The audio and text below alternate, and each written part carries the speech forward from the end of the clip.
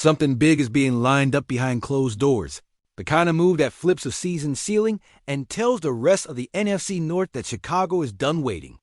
Phone calls, calendar windows, contract toggles pieces are in motion.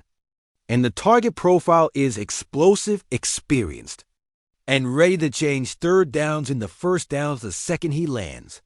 Here's the promise. In the next minutes, you'll get the full picture why the front office is even considering a veteran splash at running back. How it would change the structure of the offense on early downs and in the red zone. What the cap gymnastics would look like. How touches would be shared. And what this means for January football when the weather, the clock, and the nerves all tighten at once. Before we dive, quick word to our community. Welcome back to Bears News Fan Report. If you want the truth with urgency and zero fluff, hit subscribe, tap the bell, drop a like so more Chicago diehards catch this while it's hot. This channel runs on you, and this city runs on Sundays. The state of the team is simple. The culture is better.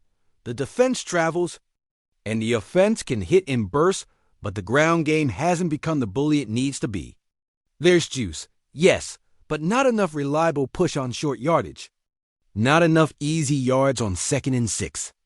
Not enough relief valves when teams flood the seams and force the quarterback to hold the ball half a beat too long. That's not a talent panic. It's a role problem. Philosophically, this staff wants balance without becoming predictable. Condensed splits into motion. Pin pull and counter alongside inside zone. And backs who can run choice routes from empty. When Chicago leans into that identity, the QB plays point guard and the offense breathes. When the run game stalls, every throw gets heavier. Protections get stressed, and the margin for error shrinks against elite pass rush. Personnel-wise, the line is scrapping, the tight ends are earning their keep, and the receivers can punish single coverage. But the backfield needs a veteran who turns muddy reads into clean gains and punishes light boxes with patience, vision, and bursts someone who can be the adult in the room. On 3rd and 3 and the dagger on screens when defenses pin their ears back, there's also the time factor. The window to make a calculated upgrade is now, not 2 months from now. If the Bears believe they're one multi-purpose weapon away from becoming a January-proof offense, this is when you push a small stack of chips to the center and raise the floor of every drive. Add the red zone reality. Chicago has moved the ball, but drives can't keep dying at the 18. A veteran back with elite receiving chops forces linebackers into 2 bad choices. Sit inside the hash and surrender the angle route, or widen to the flat and open the seam to the tight end. Either way, the math finally tilts blue and orange. Front office context matters too. You don't chase names. You buy skill sets. The target has to catch, protect, set up blocks on duo, and win one-on-one as a route runner. The cost has to make sense. The timeline has to fit the buy and the next 2-game swing. With that checklist in mind, let's get to the point you came for. The news, as it's being discussed right now inside league circles, is this: the Bears are moving to land Alvin Kamara. The framework on the table mirrors a classic win-now edition short horizon, heavy roll, real impact. Chicago's interest is about fit and timing. A 3-down creator who can turn checkdowns into explosives, play from empty, and hold up in pass protection when defenses heat up the A-gaps. It's the exact profile that stabilizes a young QB's life and keeps the offense on schedule when the film room turns into a chess match in December. On the field, Kamara unlocks the stuff this scheme keeps sketching, but hasn't fully cashed. Fast 4 strong looks with the back isolated weak. Swing screen to punish 0. Texas route on 3rd and short. Delay release against simulated pressure. And that patient tempo on inside zone where he rides the double. Waits for the hip to turn, then knifes through daylight. Pair him with the current room and the touches get cleaner. Starter by designation or not, the rotation becomes purpose-built early down body blows. Then Kamara as the scalpel when the defense is gasping. The pass game becomes more honest too. Defenses that lived in too high and robbed crossers would have to pull a safety down or live with. Kamara isolated on a linebacker bad math for the opponent. His presence widens the throwing lane for the glance route, slows the edge on play action, and gives the QB a pre-snap, get-out-of-jail read that turns negative plays into routine 4s and 5s. That flips 2nd and 10 into 2nd and 5 and keeps the full call sheet alive. Now the guardrails. This isn't Madden.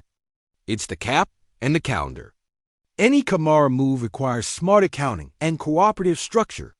You're looking at money smoothed with void years or a modest tweak on arrival, not a future you can't live with.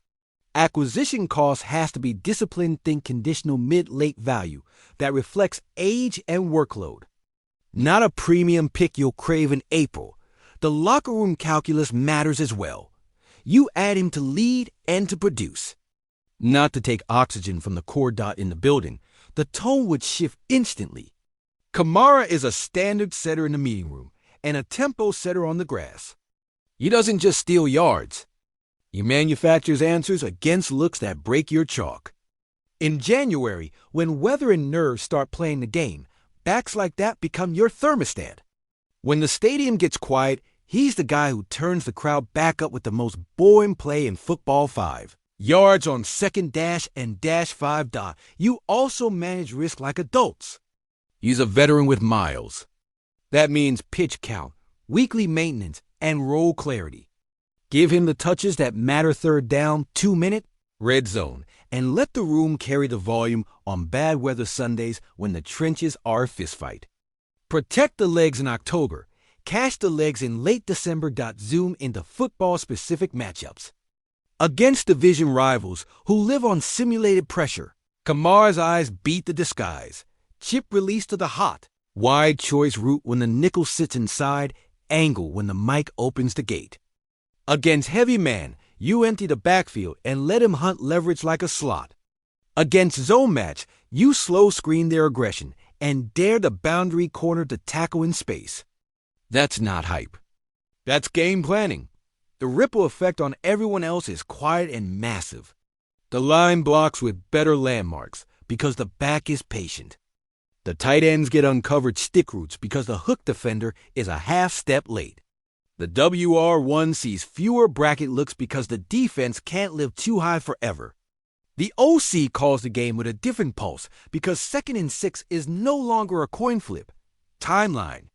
If it goes, medicals, paperwork, light install. 5 or 6 calls he owns by Friday, and a debut package that grows each week. You don't need to hand him the whole kitchen. You give him the 5 plays that break a defense's rules and let him do the rest. If the door closes at the last minute, then the process was still the right one. You were shopping for the right skill set at the right time. Your turn, Chicago. Would you greenlight a veteran move for a dual threat back if the price is disciplined and the plan is clear? Do you prefer keeping the powder dry for the draft, or are you ready to weaponize this offense now while the defense is already playing winning football? Tell me below how you'd split the touches and whether Kamara should be the closer, the starter, or the 3rd down ace. My take. If the call stays sane and the structure is clean, Kamara in Chicago makes football sense. He's the exact stress test opponents hate. But let's call it straight. Until pen hits paper and a headset is handed out at Hollis Hall. This is informed speculation, not an announcement.